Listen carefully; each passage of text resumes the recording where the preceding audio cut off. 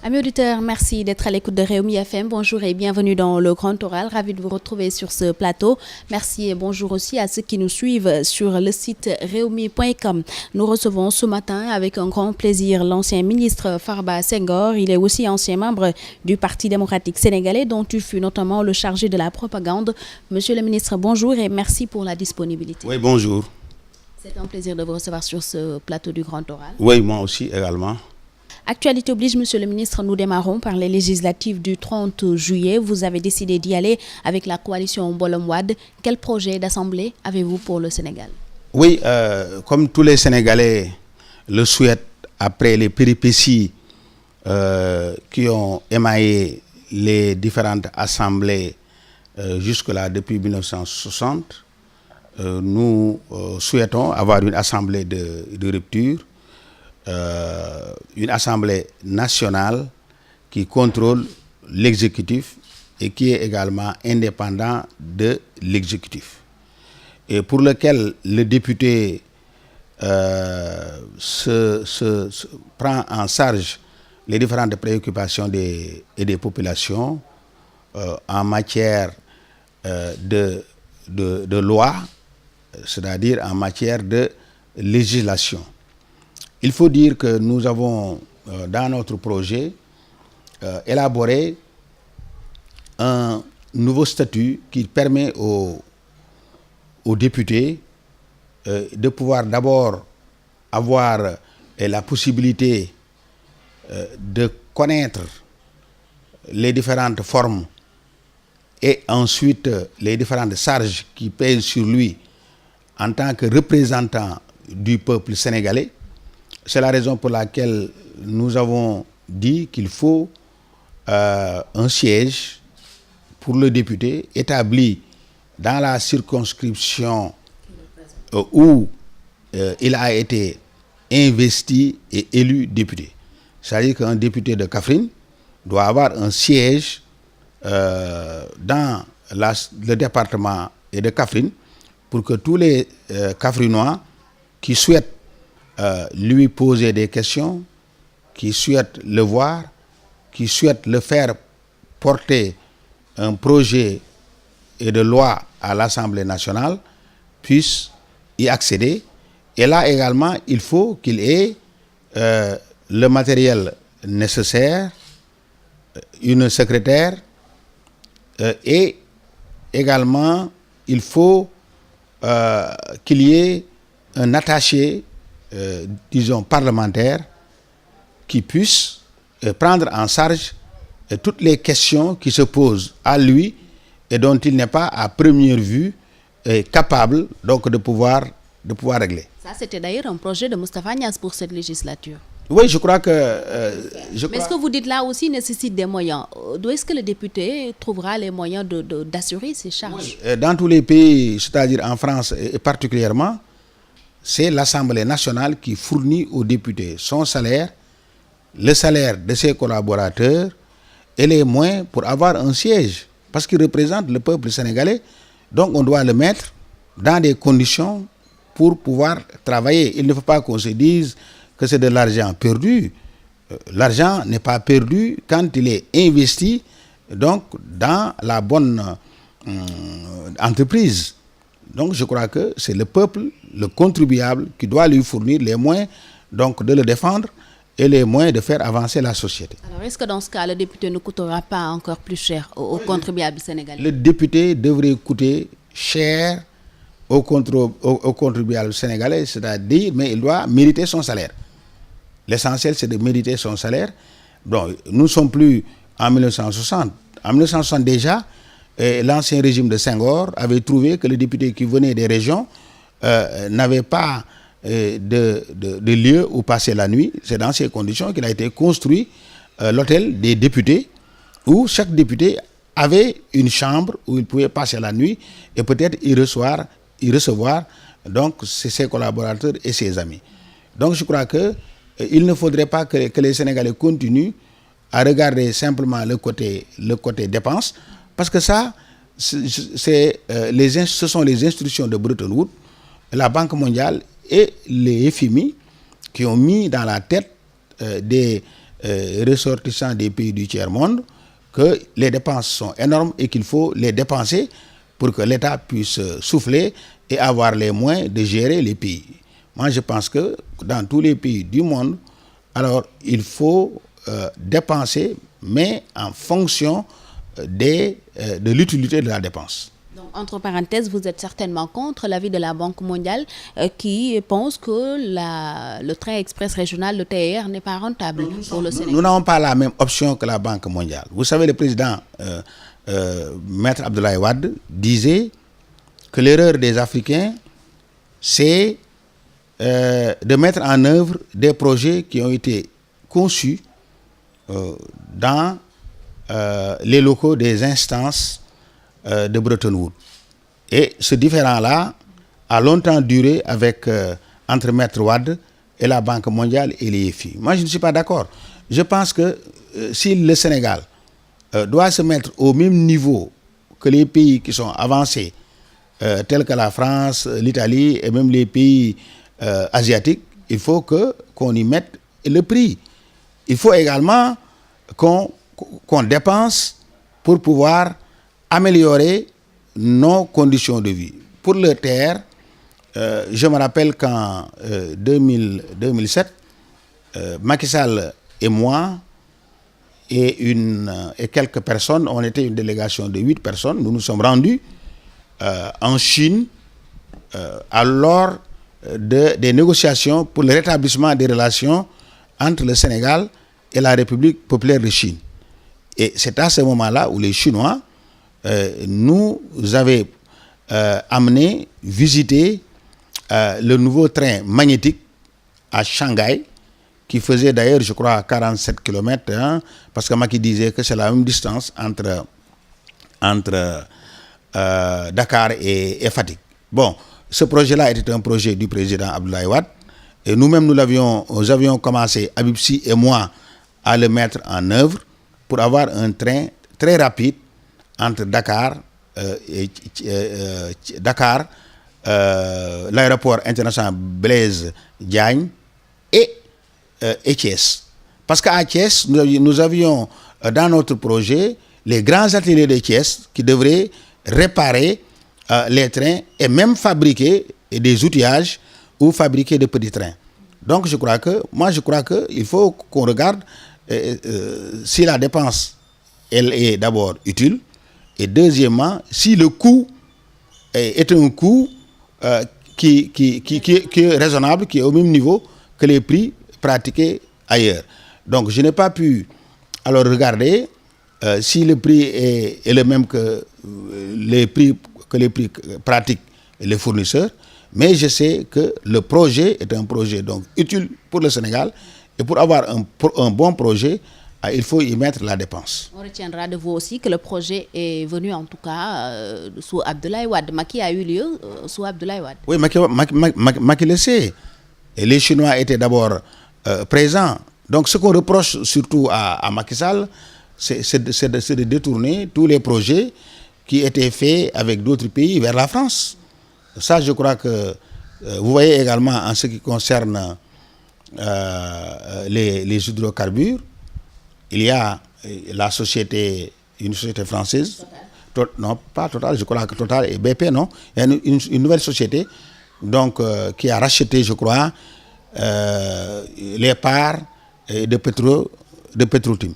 Mais là également, comme je l'ai expliqué, je crois que la France a dû tordre la main au président Macky Sall. Parce que comme vous le savez, toutes les recherches ont été faites à travers le monde, et la France, les États-Unis, en général, les pays coloniaux, tels que la Grande-Bretagne, connaissent parfaitement l'emplacement de toutes les ressources, que ce soit l'or, que ce soit les diamants, ou bien le gaz ou le pétrole.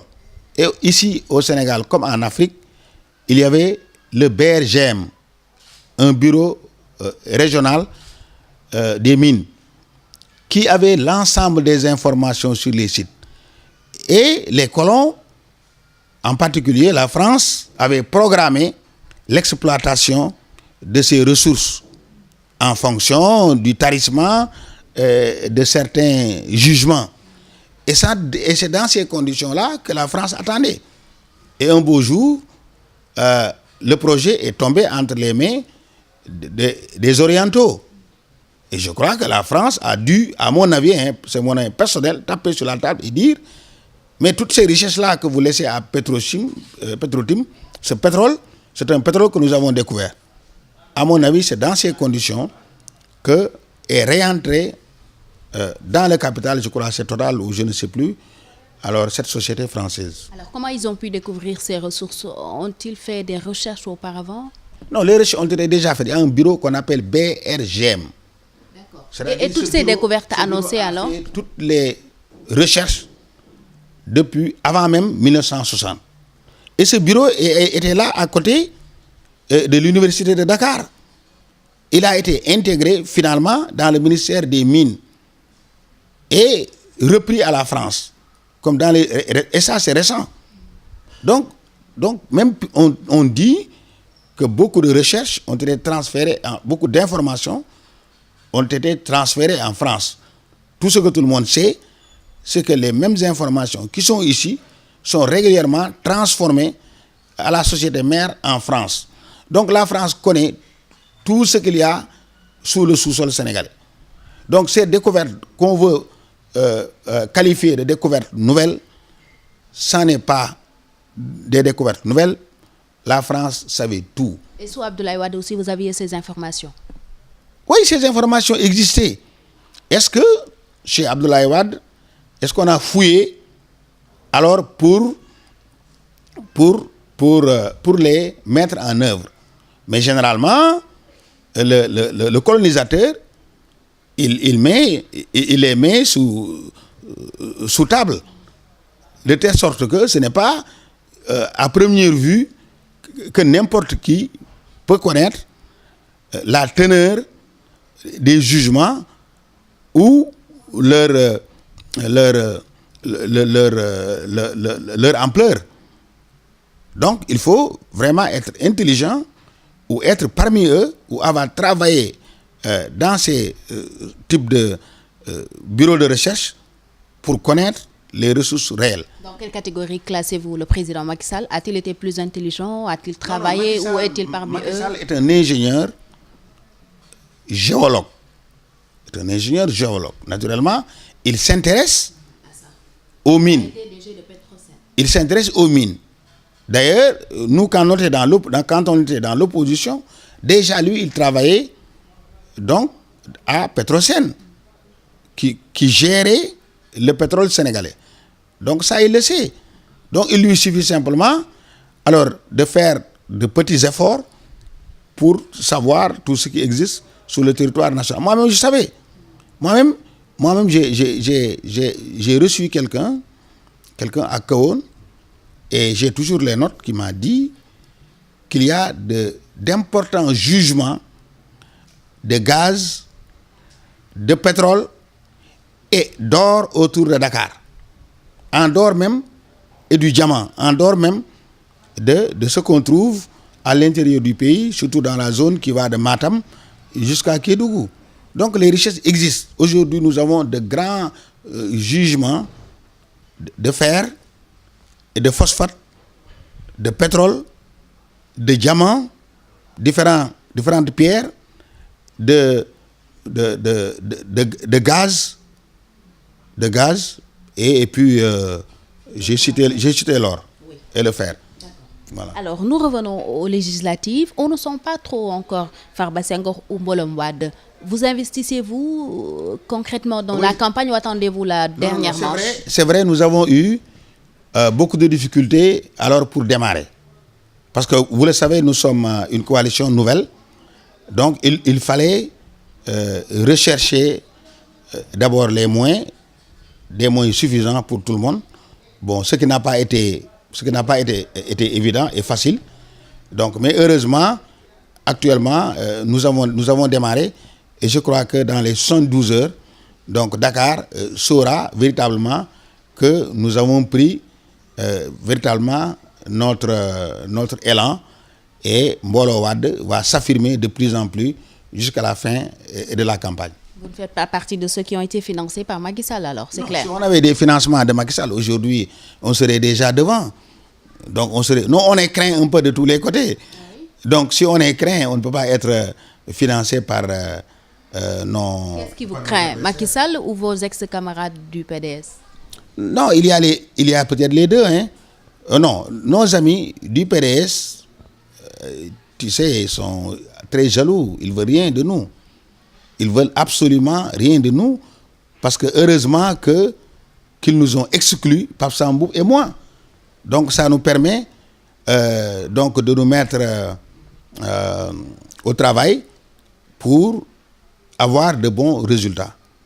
Mais bon, Macky Sall également, je sais que de l'autre côté, ils sont, si on le voulait bien, très ouverts donc pour discuter, pour dialoguer avec nous, d'autant plus que nous ne sommes plus alors dans le PDS, mais vous savez que les choses ne sont pas donc toujours... il ne faut pas se jeter donc à l'eau comme ça. Macky, est-ce qu'il a tenté de vous joindre ou a-t-il fait un signe pour vous dire qu'il... Oui, tu sais, lors du décès de la maman de Samuel Sarr, il a fait une grande déclaration qui voulait tout dire. Donc il y a eu également quelques tentatives, naturellement. Donc, mais nous avons une ligne de conduite.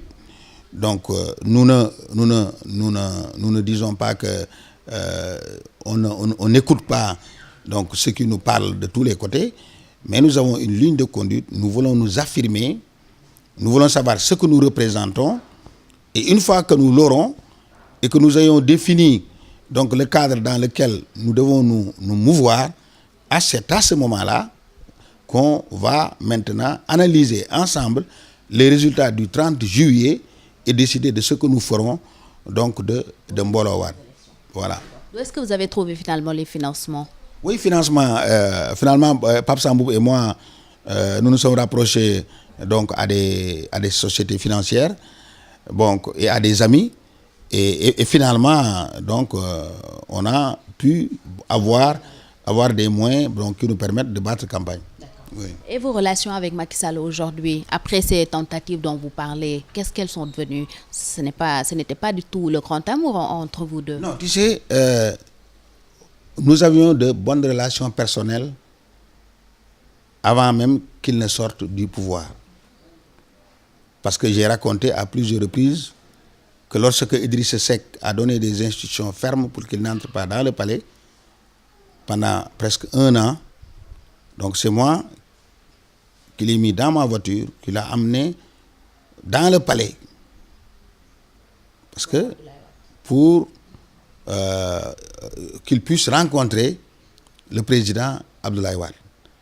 Et c'est à partir de cette audience-là que tout est ouvert pour lui. Donc j'ai raconté tout ce qui s'est passé après. Donc on avait de bonnes relations. Même si lui, il avait des problèmes, même son épouse venait me voir tous les jours, Mariam Faye elle-même, donc pour que je puisse donc régler tout ça. Donc on a toujours eu de bonnes relations. Et on se rappelle aussi que vous l'avez beaucoup combattu, Macky, lorsqu'il était sur le point de quitter le Parti démocratique sénégalais. Je l'ai toujours combattu depuis le moment où il a commencé à avoir des problèmes avec le président Abdoulaye Wade. En tant que lui-même, il l'a dit, en tant que soldat du président Abdoulaye Wade. Et j'ai continué également quand on a quitté le pouvoir jusqu'à ce jour. Mais à ce moment-là, je le faisais au nom d'un parti.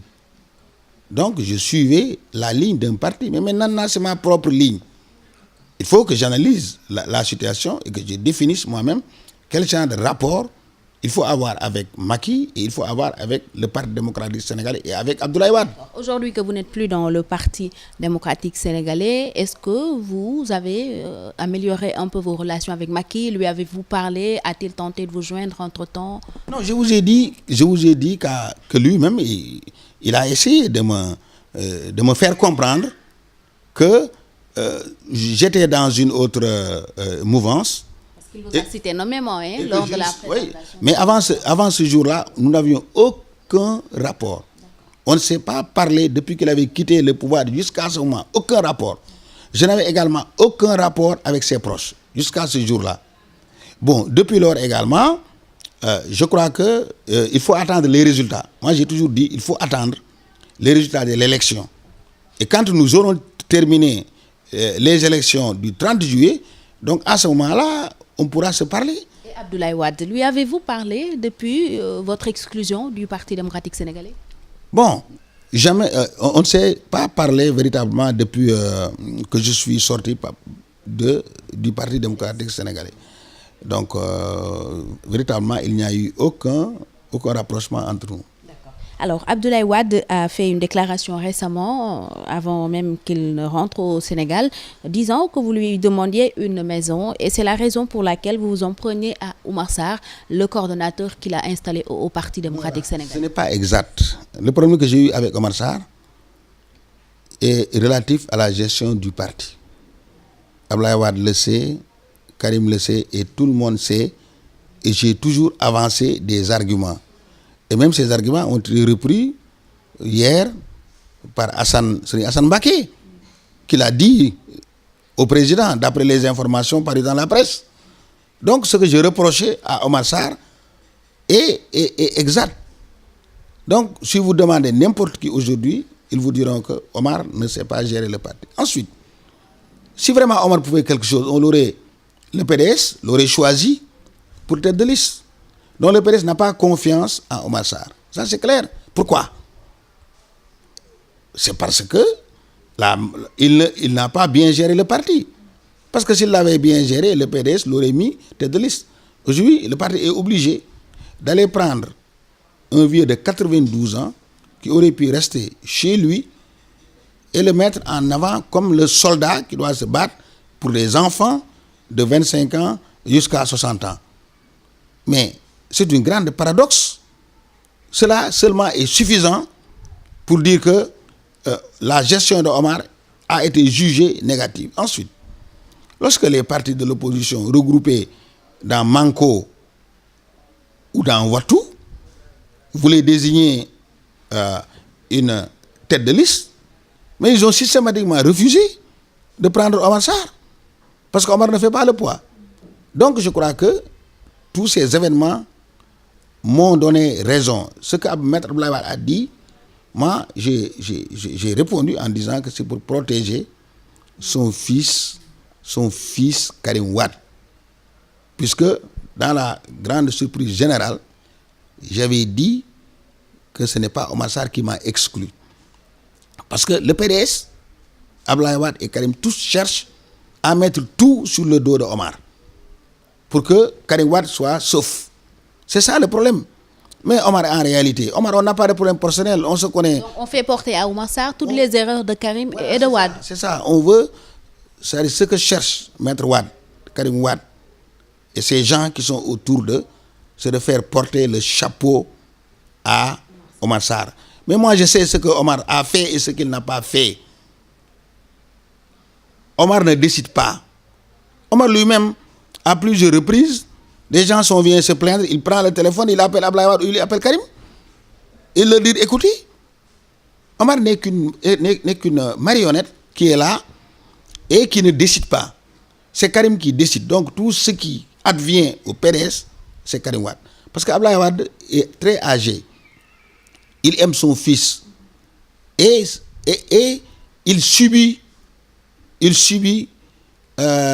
les desiderata donc nés des relations entre lui et son fils.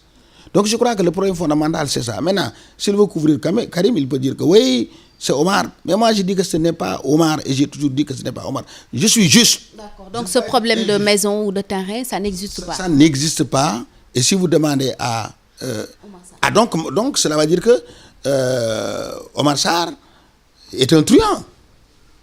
Si ça existe, si c'est vraiment Oumar Sarr qui a repris une maison qu'Abdoulaye Wade m'aurait donnée ou qui n'a pas voulu me donner une maison qu'Abdoulaye Wade m'a offerte, mais ça veut dire qu'Omar n'est pas sérieux.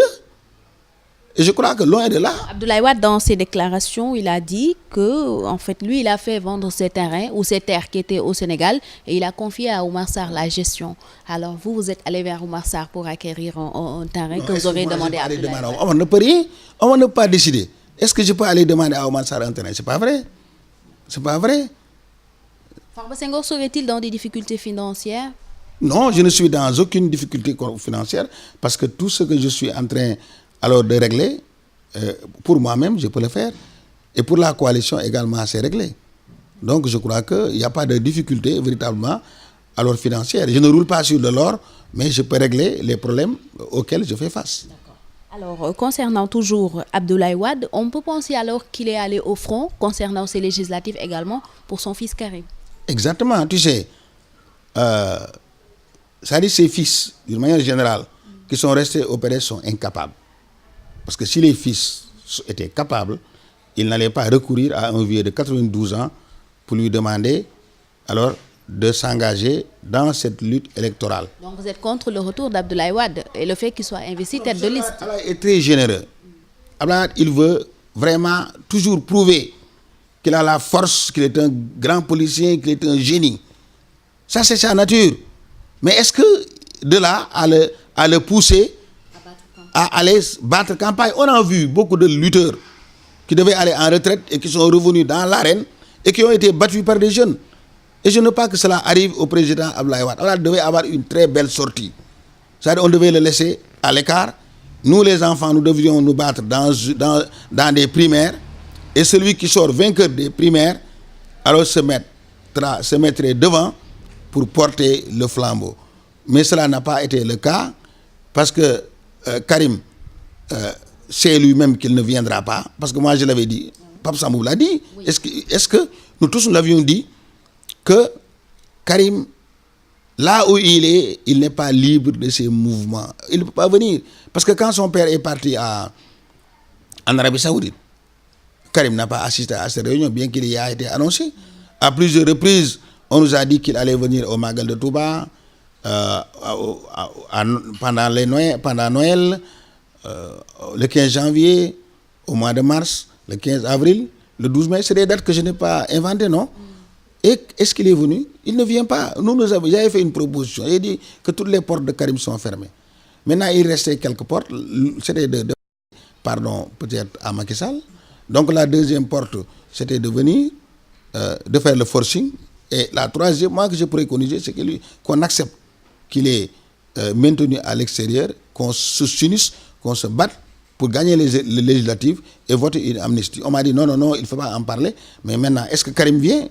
Si Karim vient, alors, à quelle date il sera là? On parle du retour de son père, il est arrivé. Mais lui, qui parle de son retour? Même actuellement, c'est les karimistes qui essaient de le joindre sur WhatsApp ne parviennent pas à le faire. Il fait des réponses évasives parce que Karim ne viendra pas.